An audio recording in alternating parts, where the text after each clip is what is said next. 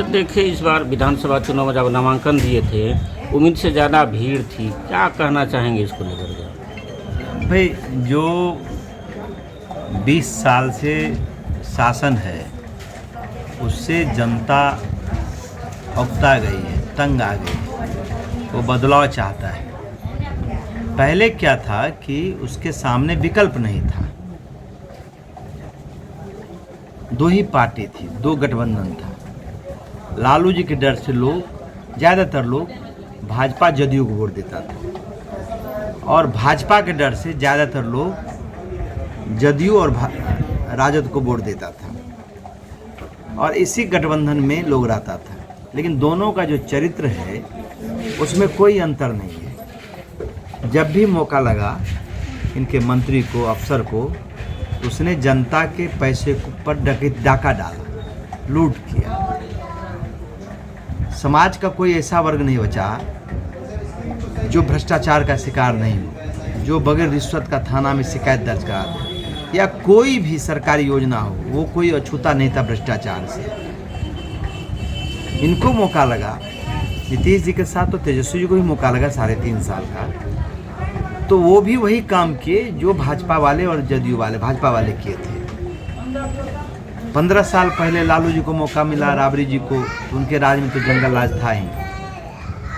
तो बदलाव, बिहार के लोग 60% लोग बदलाव चाहते हैं, लेकिन उसके सामने विकल्प नहीं था। अब एक ऐसा विकल्प सामने आया है जो ईमानदारी की बात करता है, जो हर वर्ग के साथ न्याय हो उसकी बात करता है, जो बच्चों के भविष्य की बात करता है, उसके पढ़ाई लिखाई की बात करता है।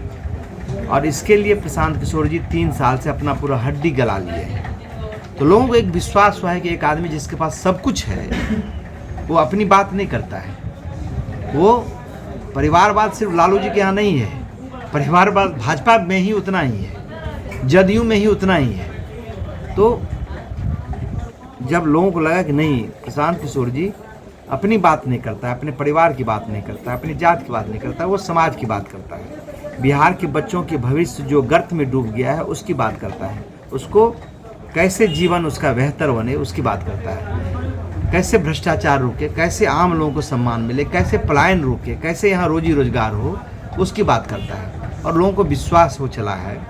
और यही कारण है कि बड़े पैमाने पर प्रशांत जी से खास करके नौजवान तबका जो है वो बहुत जुड़ा है और उसकी कोई जाति नहीं है। स्वाभाविक है कि जब इस तरह का बात होगा तो समर्थन था।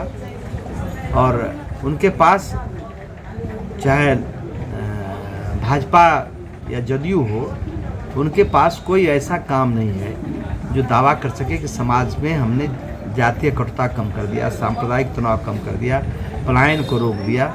मोदी जी आज आ रहे हैं, योगी जी आ रहे हैं, तो ये नहीं बता रहे हैं कि बिहार का पलायन कैसे रुकेगा, ये नहीं बता रहे हैं कि लोगों को रोजगार कैसे मिलेगा, ये नहीं बता रहे हैं कि स्कूल में जो बच्चों की पढ़ाई नहीं हो रही है, विश्वविद्यालय में जो डिग्री बट रहा है वो कैसे रुकेगा, इसकी बात चर्चा नहीं करते हैं। ये नहीं चर्चा करता है कि भ्रष्टाचार कितना है, उनके मंत्री किस तरह से लूट रहे हैं, अधिकारी कैसे अरबपति हो गया। वो बताते हैं कि मतलब है वोट गड़बड़ कीजिएगा तो 15 साल बड़ा जंगल राज आ जाएगा और जो है सो शटर 4 बजे गिर जाएगा। इसलिए भाई उसको तो जंगल राज था, शटर गिरता था, गुंडागर्दी था, तो उसको हटा, मतलब 20 साल पहले लोगों ने हटा दिया।